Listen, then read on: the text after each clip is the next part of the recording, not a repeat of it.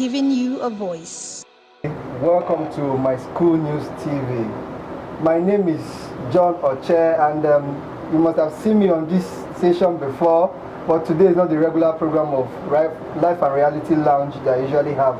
So today we are here to talk about the Nigerian election, the 2023 general election. The presidential election is less than 24 hours. I mean, in a few hours' time, we are all going to be taken to the polls. We are all going to go to our different polling units to see how the election is going to be, and we are going to vote our different candidates. I mean, under the sun, with our water bottles and food and snacks, and business women will bring their market for us to buy so that we can drink water and wait while the results are being counted. So yeah, I'm here with two of my people to talk about the election and how it's going to affect we, the students, how it's going to affect every other Nigerian out there. So yeah, that's what we are here for today. So here with me is Emmanuel. Benja Manifest. Yes, they are both students of mass communication at the University of Nigeria here, both my colleagues. So let's go into it. So Emmanuel, how are you doing today? Yeah, I'm doing well, thank you. How are you? I'm fine. How was your day? How's your day been so far? It's been good. Like the tension, the fever is in the air. It's election period anyways. Are you voting?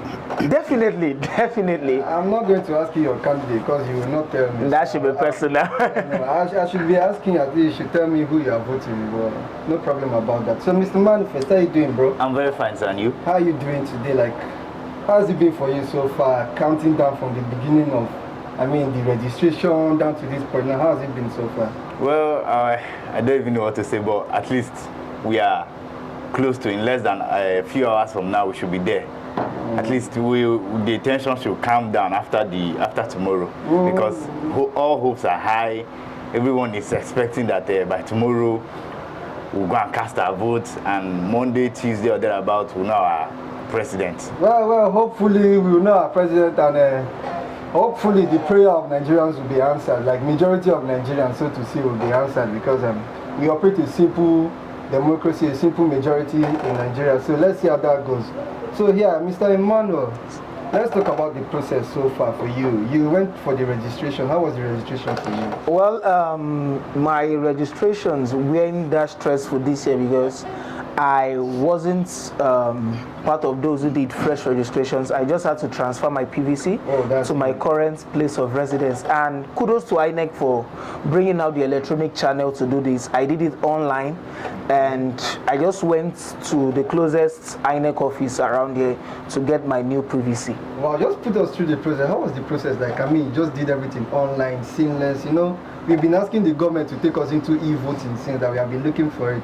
So the fact that they started with this is a great gesture.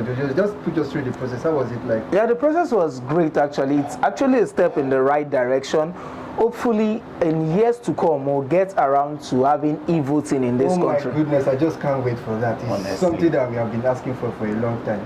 So Definitely. Mr. Manifest, how did you do your own registration? How was it like? To the case you guys don't know, Mr. Manifest is a visually impaired student, and he's one of us. He's a PWD just like me. So according to INEC, they provided opportunities for PWDs. I'll just let Mr. Manifest put us through that process.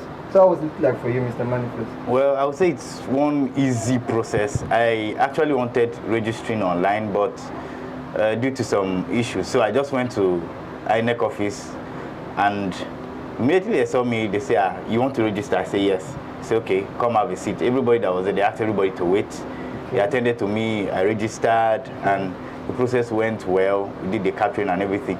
Even when I went to get my PVC, when I went there, they told me, we've closed for the day. I told them, even though you guys have closed for the day, I am an exceptional, so I need to get my PVC. I don't know what people are talking about. And the man was like, you have to come back another day. I just turned around because I knew that the office and the police station, they just have one close boundary. I was ready for anything. You just get as if for beer for just shout there.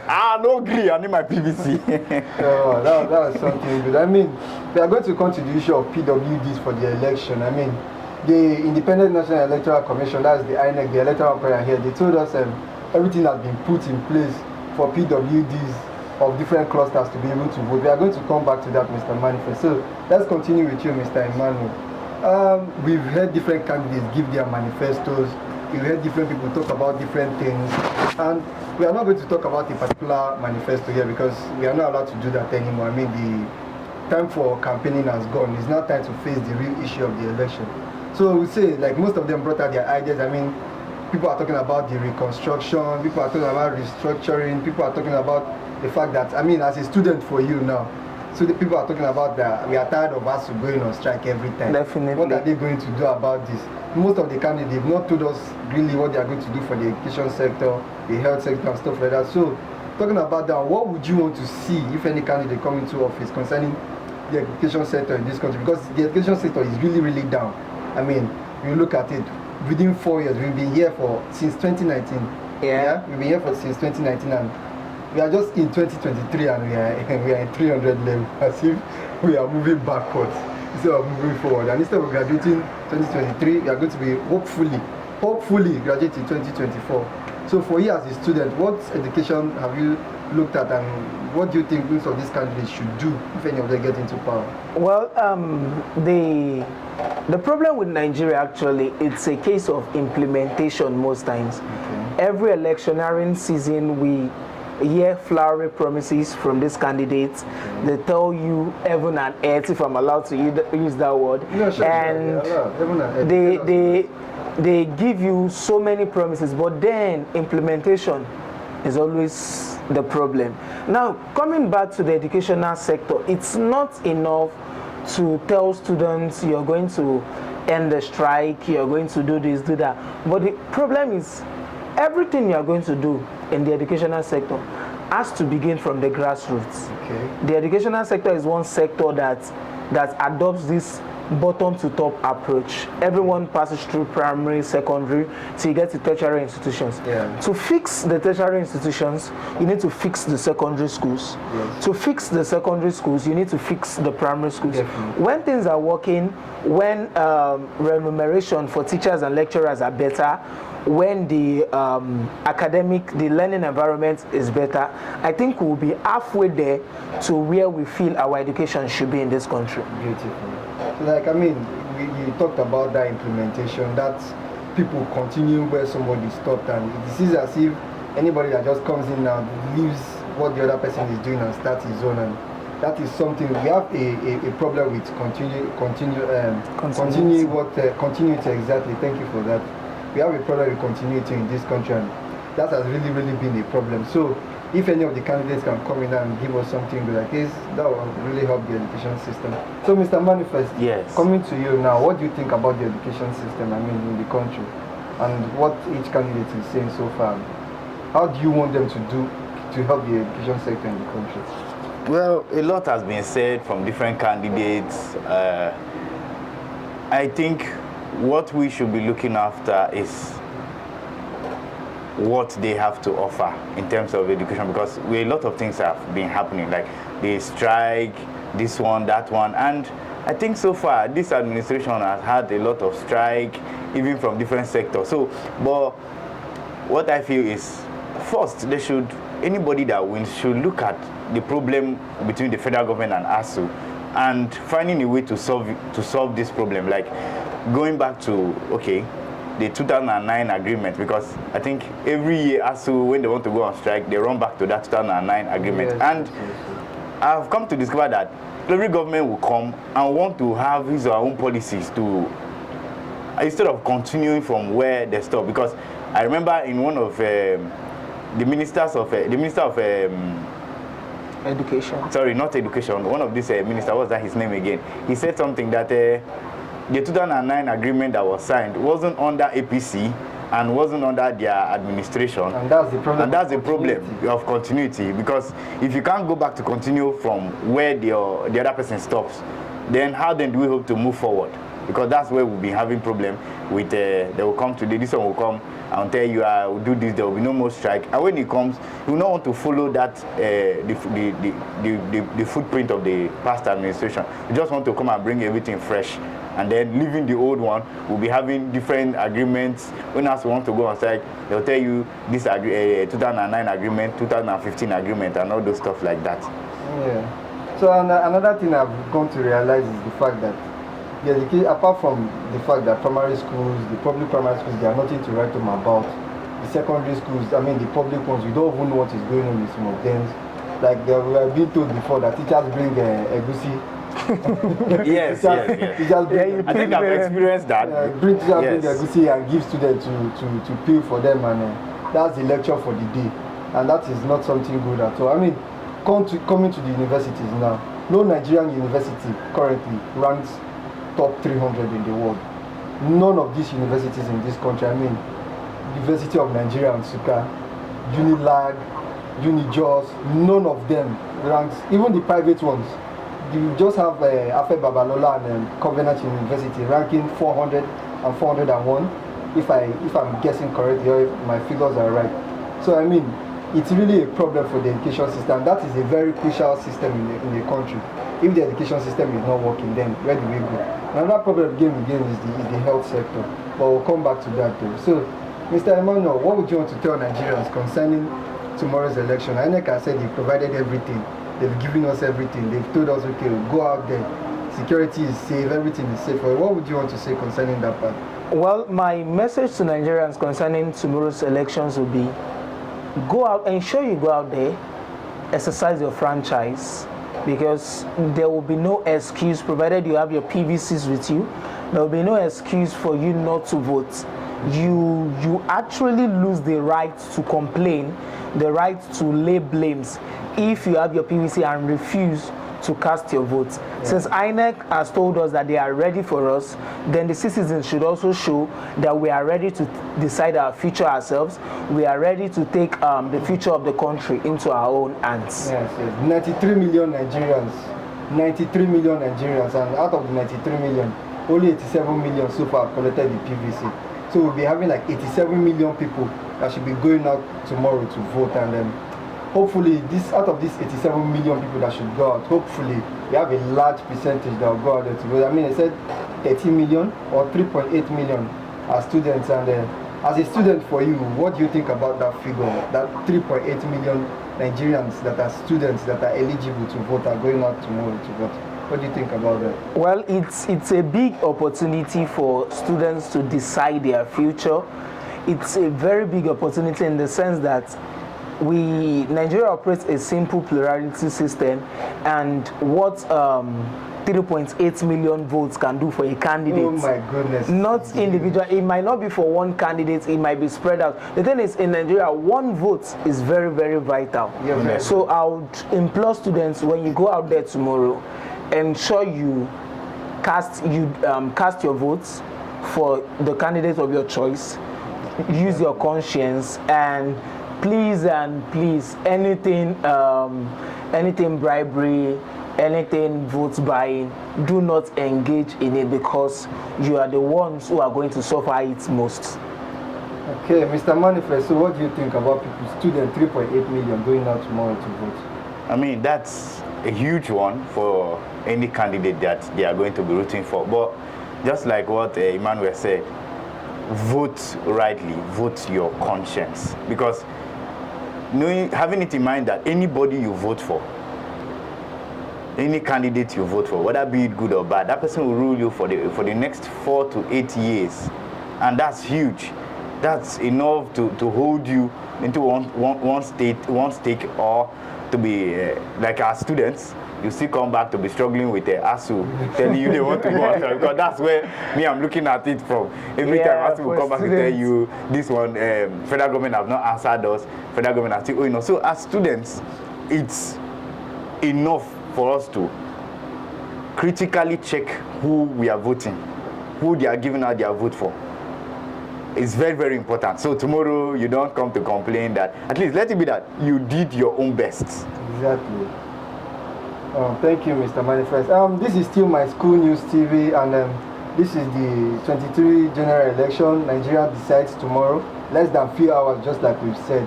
So we are tracking the different issues that have been coming up so far, and the different things that we are hoping to see when these guys get into government. I mean, 18 political parties, and we have top 3. Peter Obi, Tinubu, that's Bats, and like we call him Bats, and we have Atiku, Abubakar Atiku of the PDP, I mean, the other two are of the Labour Party and the All Progressive Congress, respectively. So these are the top three. But there's another person in the picture that most people are not really talking about, but he's a key decider. I mean, if he comes up this evening and says, I'm collapsing my structure for one of these candidates, it's going to be very huge for the election, and that is Rabiu Kwankwaso of the new Nigerian People's Party. That's a very, very crucial person that most people are not looking at, but his figure is actually in the permutation, because Kano, which is one of the largest states in Nigeria, which probably the largest state in the country, is where he's from. And for someone like that, a man of that kind of caliber, he has ruled Kano before and other things, so he is going to be a key figure for the election tomorrow. So, but if he comes up this evening to collapse his structure, it's going to be very huge. Mr. Emmanuel, do you see that happening? Well, in politics, we do say it's never over until it's over. Definitely. You need to be prepared for anything. If it comes this evening to collapse the structure into another party, I won't be surprised actually. We've seen multiple alignments if the primary elections of some of these parties are anything to go by. Yeah. Like, for example, the primary elections of the APC, so many people stepped out of the race at the final moment at the election ground. Very confusing. So basically, if Senator Rabiu Musa Kwankwaso decides to collapse the structure, it won't be surprising to me actually.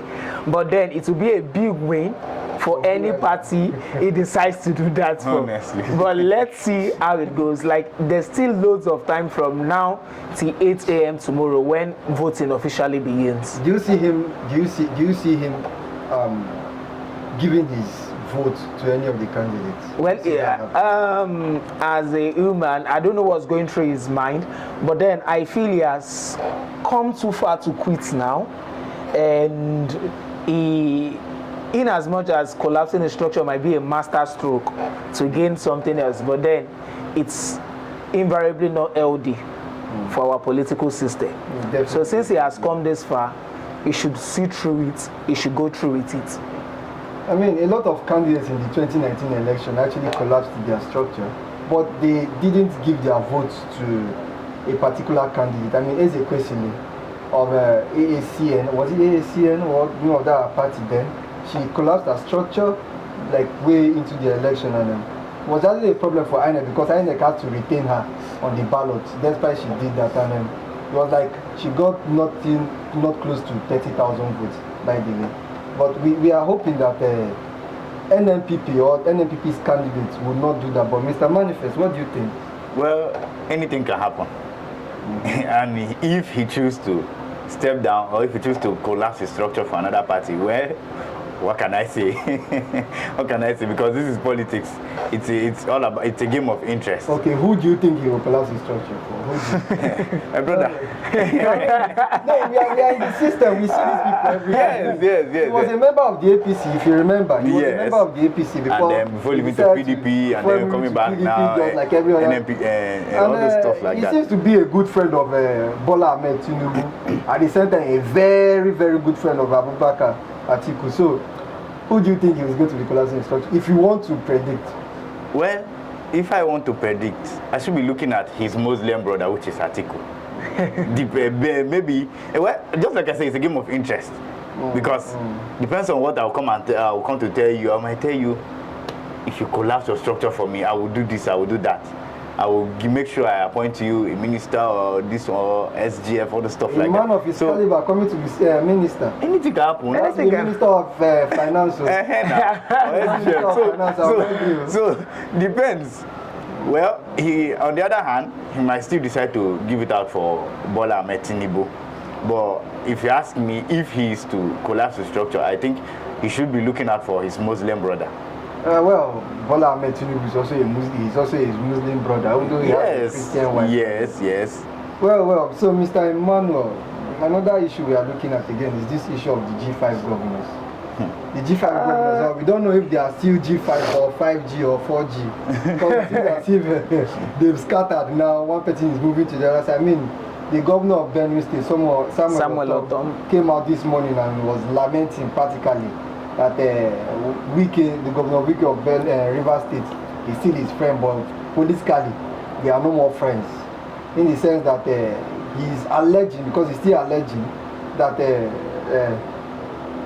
Wike gave his support to Bola Ahmed Tinubu. Like we said, in politics, there's no permanent enemy, no permanent friend. Definitely. All we have is permanent interest. Yeah. And for someone like Nyesom Wike, knowing, I feel he's trying to play a kind of politics, knowing the importance of the states he rules in the political scene in big Nigeria. Money, big money. Because when you look at the Nigerian political scene, when you take away Kano, probably Lagos, no, not probably, please. then you are thinking of River State. Yes. Because of the population, and that place has traditionally been a PDP stronghold. Yes, yes. Until this campaign season, until these primary elections that scattered everything. We all know the story. Yes. Now, when we talk about the G5, we have the governor of Benue, Samuel Otom. We have the governor of Oyo State, Seyi Makinde. Yes. We have our struggling for his life. Yeah. We have our own Buruburu here in Enugu State. Yes. Then we have Samuel Otom, and I think Okeze Ikpeazu of Abia State. Yes. Now, what it means is that Wike is actually, should I say, acting on his own, but then everyone wants to do things that favor them. Wow. Yes. So let's just see it as each person is now trying to play his cards by himself, in order to get as much as they can from the system, from the election. Let's see how everything plays out. Yeah, I would love to see what really happens after the election, though, the presidential election, because matters will continue to arise, more issues will continue to come into the scene, and the PDP primaries or the PDP convention after this, or the reconciliation, like they call it, is going to come after this, and let's see how it goes from there. We are going to talk about more issues, but let's go on a short break for this. Remember, this is still My School News TV. The human society is blessed with a lot of things happening around us. Sometimes some of these things are so crazy, we don't know where they came from or how they hit us. But here it is our life and the reality we face. Welcome to Life and Reality Launch on My School News TV. And I am Chenka. I am Oche. This is a program where we talk about life, the society, things that affect us, the students, and everything that happens around us, both the lecturers dealing with us, the students dealing with the lecturers, what is happening around the school, and every other thing that you can think of.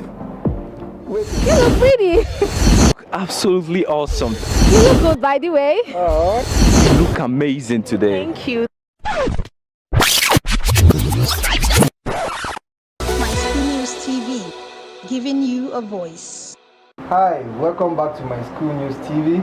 And this is still the Election Decides 2023 for Nigerians, and we are, as students, we are still talking about the issues that affect us and issues that affect Nigerians. I still have Mr. Emmanuel Eze with me and Mr. Manifest G with me also. So let's get back to the issues. One of the issues that is going to decide this election is this Naira scarcity that came up. And as students, the Naira scarcity has really affected us the way it has affected every Nigerian. Most people see it as issues that as a very big issue for the politicians, and most people see it as a punishment for we, the students and other Nigerians, so that we will not be able to travel, or so that when these politicians give us money, the fact that we don't have Naira in hand, I say a cash in hand, if it is 200 Naira, it's one more than 10,000 Naira that is in your bank account, because that's why it's not even working. Another thing. So if a politician can give you 200 Naira now, or 500 Naira, you'll be very glad, and hopefully you might want to vote for that politician. That is hopefully for the politician, not you, the student, because maybe that's you selling your conscience. So this Naira scarcity, Mr. Manya, how has it affected you? Well, the Naira scarcity, I can't even begin to list its effects. Like Nsukka, the University of Nigeria, Nsukka, for instance, is situated in a community where we have the locals around. And apart from those who take transfers, those who have bank accounts and all that, there are so many people in this community that do not have bank accounts. Okay, I'll give you an example. Due to the topography of the land, we mostly buy water, and most of those selling water actually are aged women who do not have bank accounts. So to fetch water, you need cash. Definitely. But now there's no cash anywhere. Even with your ATM cards, you can't withdraw from the bank.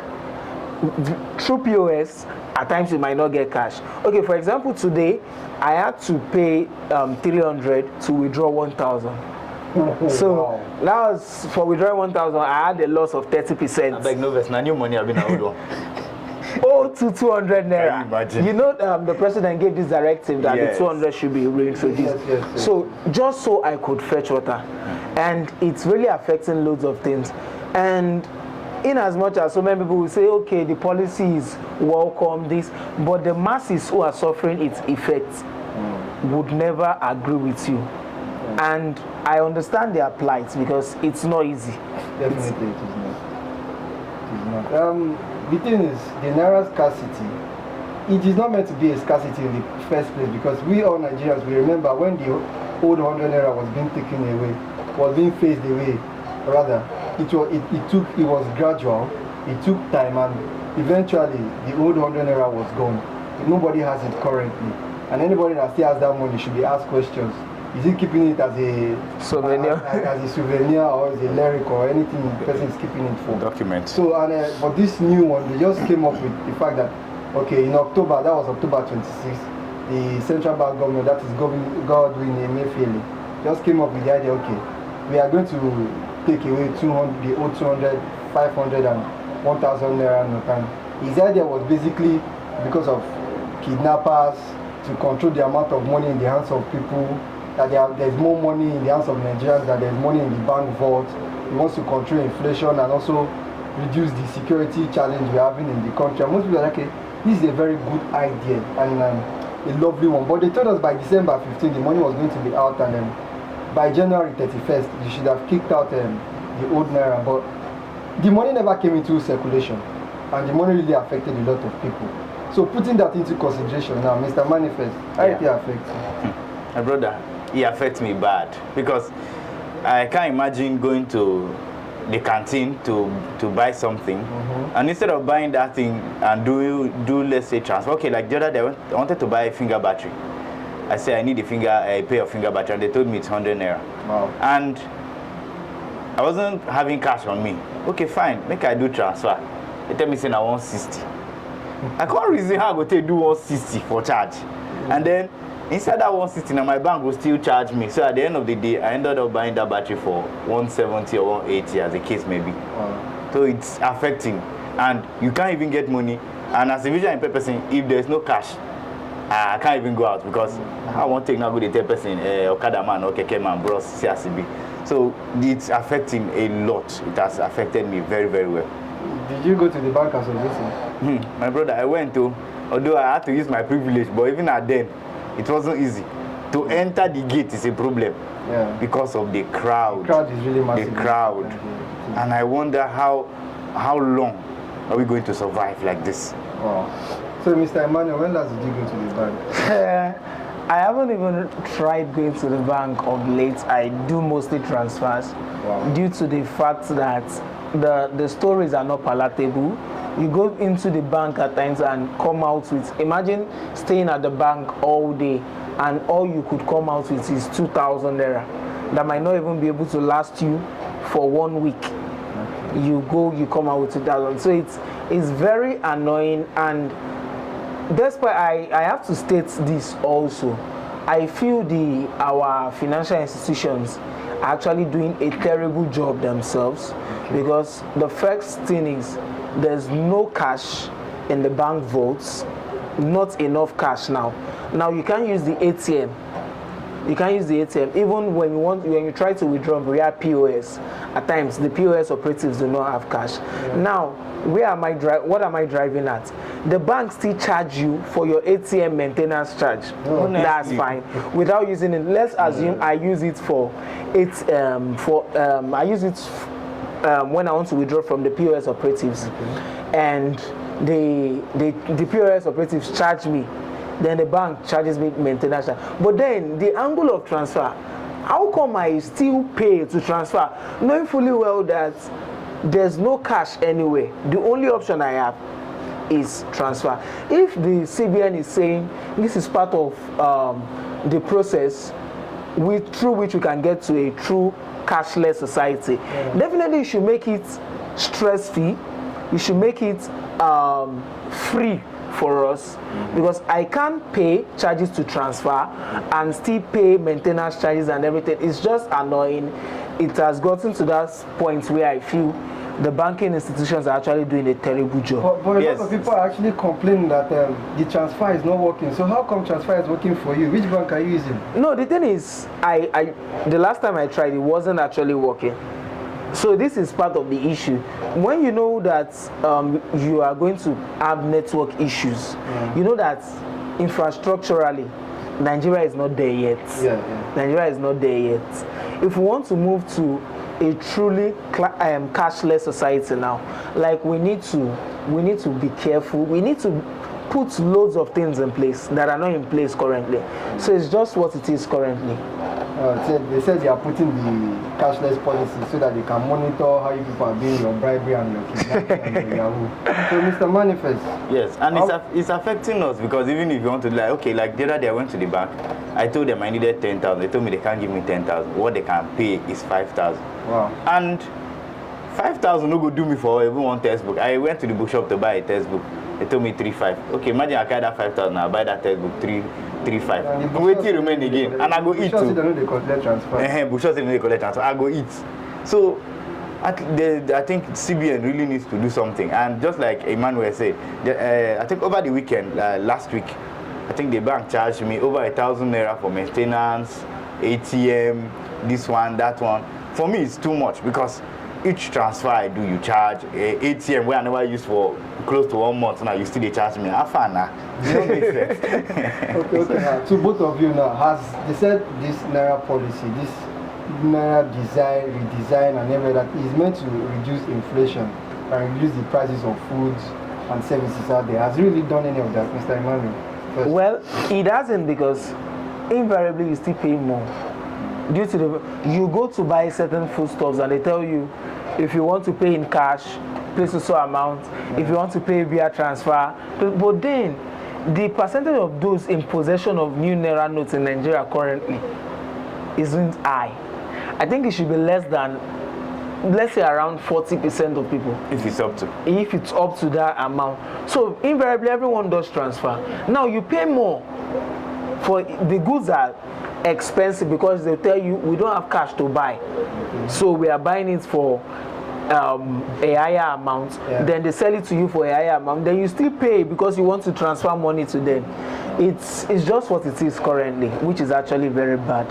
So, Mr. Manifest, to you, has it really reduced the inflation and the prices of goods and services that they said it was going to? Honestly, it has not, because just like I explained earlier, imagine I am going to buy something. Let's say I just need sugar and granite. I want to drink Gary for 15 naira.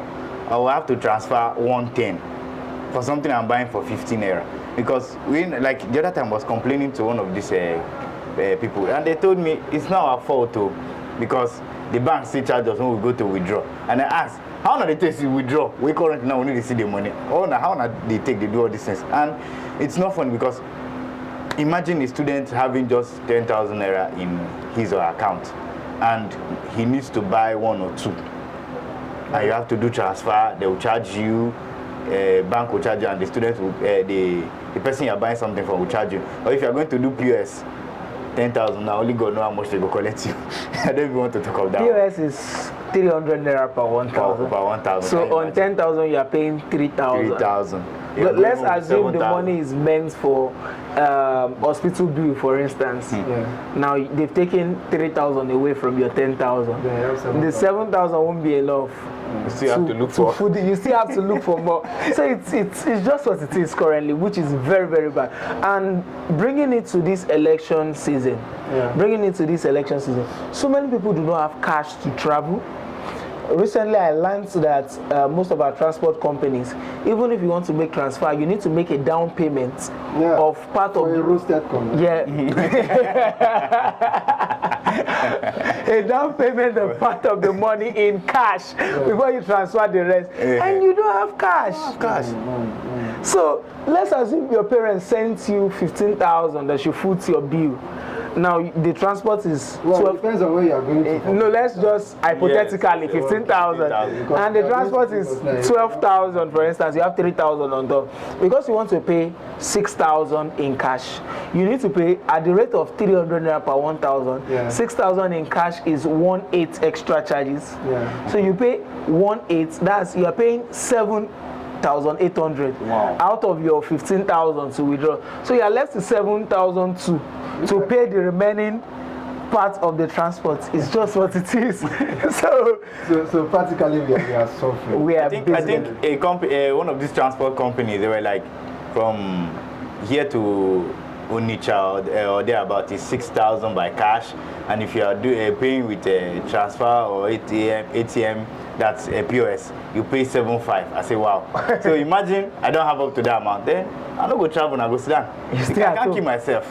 And so many people won't be able to travel to vote. Honestly, I think, yeah, and I feel it's targeted. It's kind of they are targeting the election, because imagine you don't have enough to travel, and the transport company will still charge you this one, fuel, maintenance, but that one no they pay me, because they go still charge me. So even if I go pay, I think I go pay, say I go enter comfortable bus, but you go pay that kind of money or still enter one bus where you know this sure that I go reach your pay. That's really sure.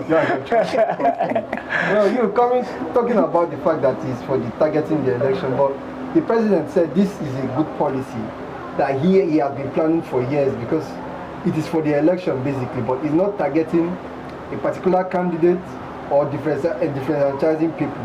What he said the policy was for was just to bring people, in the sense that money being put into circulation will be monitored.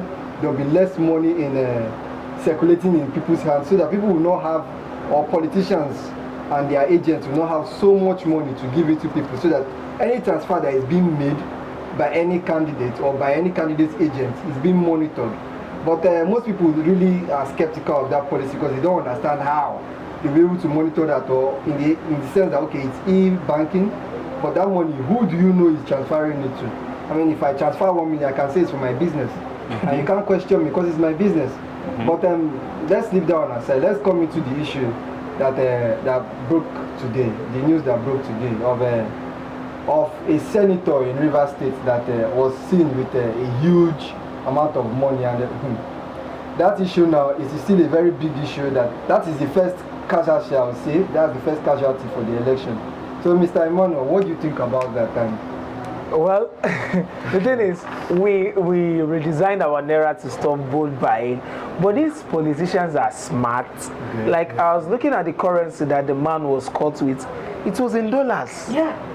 It was in dollars, and I was like, $500,000. And I was like, $500,000. It's basically, like you said earlier, it's the masses that are suffering. Yes. Because the man was carrying dollars. If he had not been caught, he would have gone scot-free. Definitely. The launder, like, the person in charge might decide to launder this money into foreign accounts, which are most times untraceable.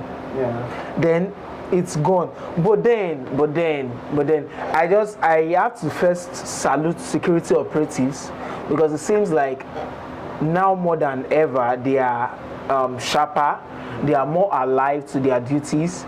Even the citizens themselves are basically alive to their duties. We have more citizen journalists now than ever. Everyone is interested in this election, which hasn't been the case for a long time. So everyone is interested. No one wants to be caught unawares. Yes. And they want to be caught on fresh. Yeah. And the politicians themselves now know that people are watching you. There's no hiding place most times. You need to explain. So basically it's a step in the right direction, but it is left to be seen if the politician in question will face the full course of the law. But do they really care? I mean, you said the politicians, people are watching them. Do they really care? Well, they are the mighty. They are the mighty anyways. They are the high and mighty. They might not really care. Yeah. But then, for those who, like, it might not be enough, people watching them might not be enough to totally eradicate the issues we've been having. Yeah. But then it can help us limit it. Yes. It's a gradual process. Like, if we limit their influence, then we'll know that, okay, the ground is almost level. Yeah. Almost level for us. Like, we can from there increase our own advantage as citizens of the country.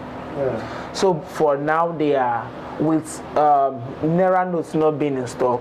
So if you are caught with dollar now, you need to explain. Or you are caught with new Naira notes. Like while I was coming to the studio, I saw a man with multiple Naira notes. I think he should be running into 10,000, 15,000 there. And I was like, how did this person get to withdraw this money? Because people will ask questions these days, but then it's what it is. So you see, the new policy is helping somehow. Yeah. So, Mr. Manifest, I have to stick with you this time around because we are coming to one of the big issues concerning our election. I mean, for years, PWDs have been finding it difficult to vote in our elections. I mean, year in, year out, you keep on hearing different frameworks have been put in place.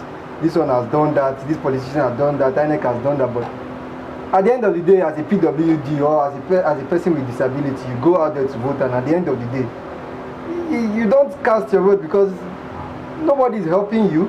That's one. They don't even have the material to help you. PWDs in Nigeria, we have about 21 million, according to the last statistic I saw.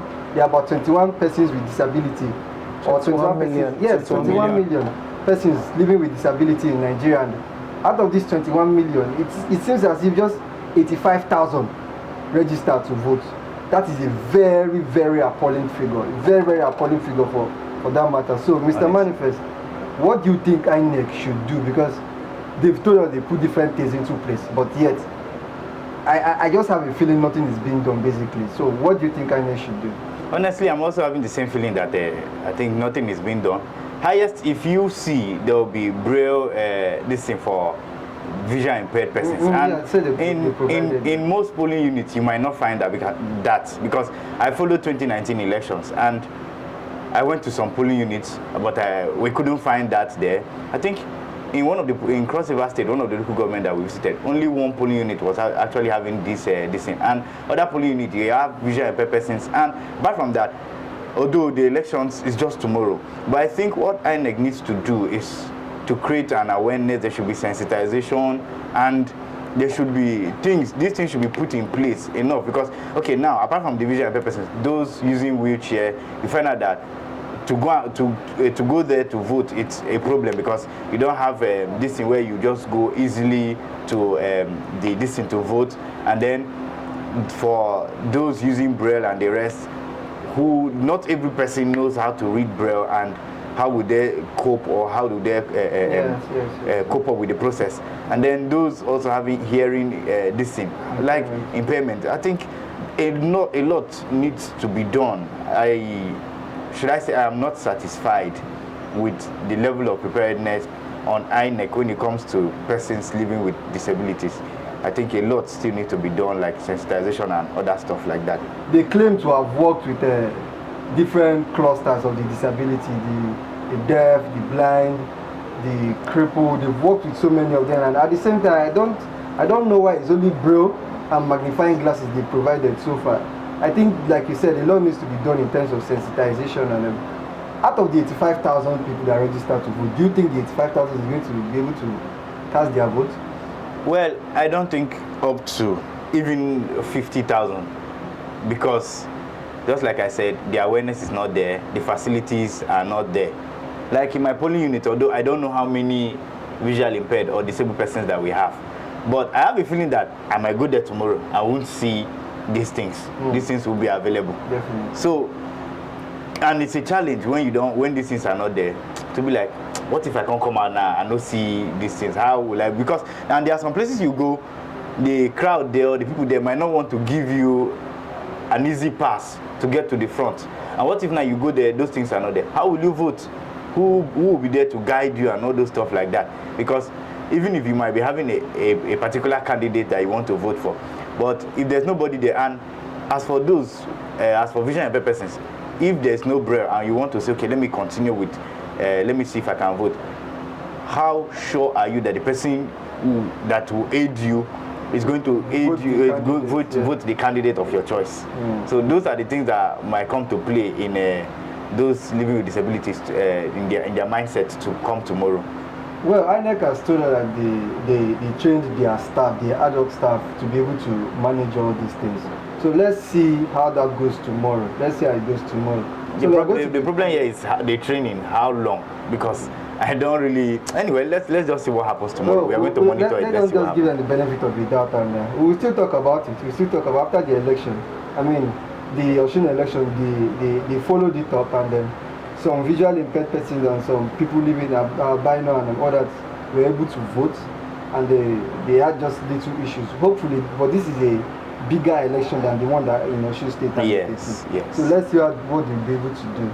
So thank you very much, Mr. Manifest, for that. But for me though, I just feel the 85,000 that they claimed registered for the election, not up to 40,000 is going to vote tomorrow. Well, they will give us the figure after the election. Let's see how that goes. Yeah. So, Mr. Emmanuel, you know, the former machine we're using for the election, before they brought in this BVS, the former one had a lot of issues. I've forgotten the name they called it then. What's the name of the former one? That one had a lot of issues. I mean, I can't really remember. I can't remember now.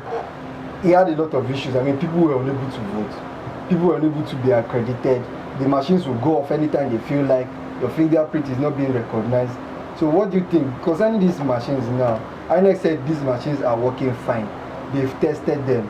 They've done a lot. They've brought experts. Experts have tested. I mean, they've told us all the sweet things. Do you see these machines having serious issues when it comes to tomorrow? Well, for once, I would like to trust INEC, but then I feel if the thing is, most of these things are technological equipment, and they are prone to errors. They are prone to breaking down or something if they are not well utilized. But since INEC are assuring us now that the equipment are good, then I would like to trust them. But one thing I wouldn't like INEC to do is make provisions that would make them look biased. What do I mean? For example, if they allow manual accreditation in certain regions of the country or certain polling units and refuse it in certain parts, it's going to raise a lot of dust. So we should know what we are working with. If it's a case of if your card can't get accredited, you are not voting, even in as much as that would disenfranchise loads of people. But to avoid the cases of INEC is being biased or something, I feel that would be the right way to go. If the card reader can't read your card, then you should go back home. Because in a case where you allow people to accredit manually in certain states of the nation, and in some states people are not allowed, especially in states where states which can be perceived as strongholds of major candidates in the elections, and people are not allowed to get accredited manually, then there's going to be issues. I expect INEC to bring in their A game and ensure that they reduce the problems with their machines to the barest minimum. And hopefully we have a free election tomorrow. Okay, that's beautiful. Another issue that we have currently is Nigeria is a very large and beautiful country. Nigeria is massive. Nigeria is like the giant of Africa. I don't know if we are still giants or we started falling, but we are giants of Africa. And I'm proud to say that we are giants of Africa. Theoretically, but practically, we are not there yet. Why do I say so? Diaspora voting. Countries like Kenya, South Africa, Somalia, a small country like Somalia, they've adopted diaspora voting, but Nigeria, we've not been able to do that. And we've had elections since 1999, 2003, 2007, 11, 15, 19, and now the 2023 general election. But yet, no diaspora voting. That is a very big issue, Mr. Emmanuel. Well, the issue of diaspora voting, it stems from a lot of factors now.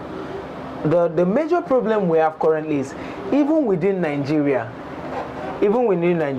one of the major reasons why so many people are disenfranchised is that you can only vote with your PVC where you registered, more like your polling units. So if it was to be a case of where once you have your PVC, you can vote in any part of the country you find yourself, I would say we are actually closer to diaspora voting. And another major issue is the fact that we don't have e-voting yet. We don't have e-voting yet. I feel Nigeria,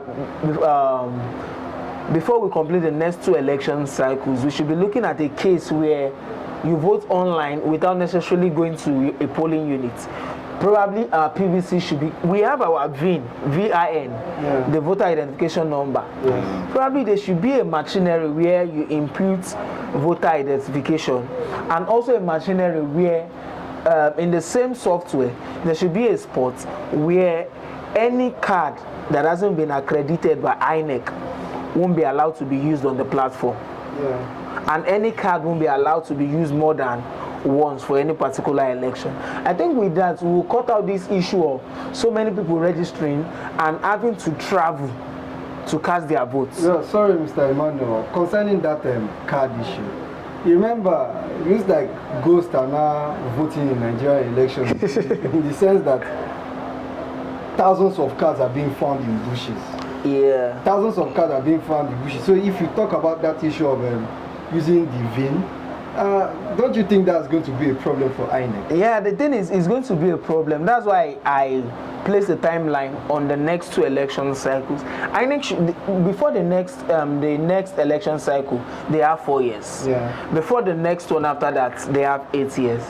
From now to 8 years, what I feel INEC should be working on is modalities to perfect things like that in order to avoid mistakes like that. Yeah. Because we can't keep doing it. Okay, for instance, for someone like me who had to transfer my PVC from where I initially registered to my current location, knowing fully well that before the next general elections come around, I would have graduated, and there's a 90% chance that I will no longer be at my current location. Yeah. That means I would have to transfer again. Yeah. So for stuff like that, INEC should find a way to work out modalities. Like if it's about bringing in better software, if it's about bringing in strengthening their manpower, their staff, and all that, then with that, I feel we can actually go a long way. So, Mr. Manifest, Yes, sir. a country like Kenya now, if you look at them now, what Kenya did concerning their diaspora voting is citizens will go to the embassy, the Kenyan embassy in the different countries they are, they are residing. So when you look at that, don't you think that is something that Nigeria and INEC should adopt? Yes, that is what they should. But just like my brother said, we are yet to get to that aspect. And it's quite funny, with a large population and a giant of Africa, with all it takes or all it has, and we are still backward, because we're supposed to be there, and if possibly doing this e-voting whereby students should not be talking of traveling home, like those who are in Lagos, Abuja, Kaduna, Kano, and the rest. Instead of traveling home to go and vote, they should just stay here. But we are having this challenge, and I think INEC really need to step up their game. Yes, they've done well by bringing these beavers and online transmission of results, but to me, it's still not enough. I can just stay here, vote, without going to Cross River State where I registered, or where Mr. A registered, and it will help. And also those in the diaspora, I think it's really going to help, because there are some Nigerians that really want to vote but they cannot, and if they must vote, that means they should return back to Nigeria, register here, and be ready to vote here, and it's a problem to them as well. Wow. So this is still My School News TV, and we are still talking about the Nigerian Decide 2023, which is less than a few hours away. By 6 a.m., everybody will be going out to cast their vote for their various candidates in the presidential and the National Assembly election. So the last issue we are going to be talking about is the issue of women. Yes, women. Nigeria, so far so good. We've only had one woman serve as Speaker of House of Assembly. That was in 2007, and that was Patricia Etea. She did not even stay long there because due to some issues, she was removed. And we've only had Virginia, who served as a governor. It wasn't as if, she's not that she even started for a long time. She was just there for a few months. And no woman so far has served as vice president or president. Where is Nigeria headed with the issue of women? Where are we? Well, we are somewhere. We are somewhere. But then the issue of women, actually, I feel we are on a track. I will say it's the right track for instance. But then we need to look at the disadvantaged ones here are the women and the youth actually. Yes. The women and the youth. If we had greater transparency in the system, the problem we had is we've recycled the old block since 1999 to present. Like so many people get into politics and are not ready to leave the stage anytime soon. Definitely. Thus blocking the opportunity of others. But then I've seen amazing women, loads of amazing women who can perform excellently well when given the opportunity. Definitely. But then due to the kind of society they find themselves, it's a long shot for them actually. But hopefully we'll get there someday. So Mr. Manifest, do you see us having any female vice president anytime soon? Well, hopefully it should, but we still need to work some things out, because looking at the 35%, am I right? Yes, the 35% allocated to women is still not enough, because how many women are deputy governors, how many women are councillors, chairmen, house of reps and all those stuff. So, and the women too, how far are they ready, looking at it from their own angle? How many women are pushing for things like this? Because if they push, you guys don't give them the opportunity. no, not that we don't give them the opportunity. Yes, the society or the country where we find ourselves is not giving that opportunity, but they still need to push, and together with the young ones, I think we'll get there, but I don't know how long, but definitely or hopefully. Okay. When are we going to have a president below 50?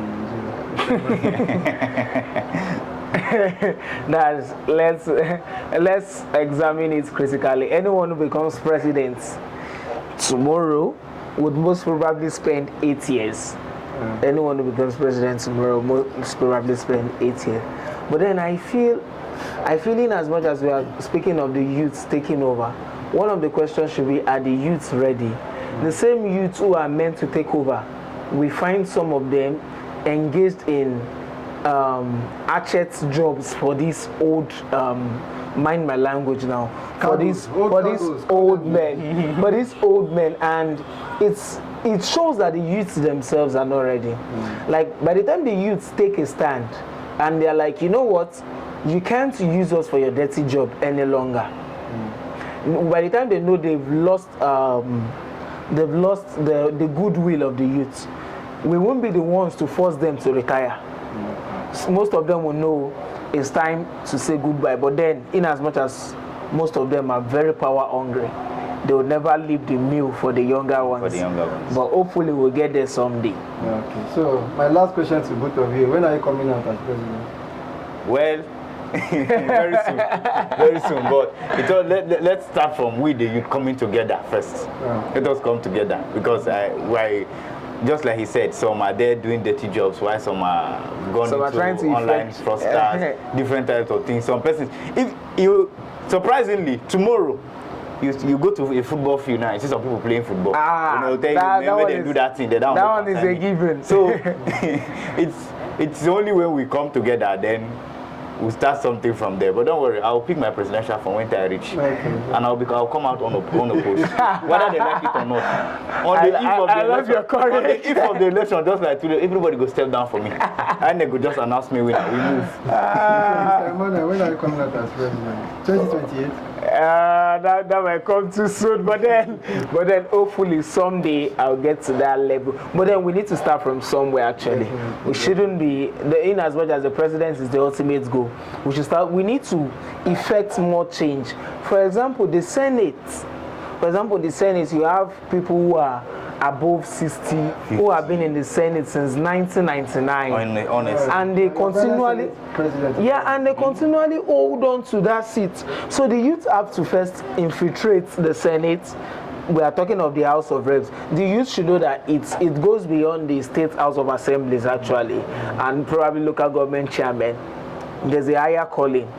The youth should first infiltrate the Senate, and hopefully before a long time we get a youthful president in the country. Yes, sorry. I think what the youth needs to do also. It's not.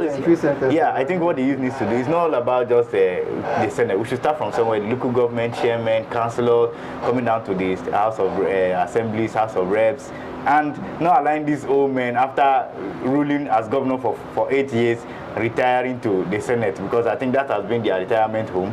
Every governor wants to retire for Senate, then from there proceed for president.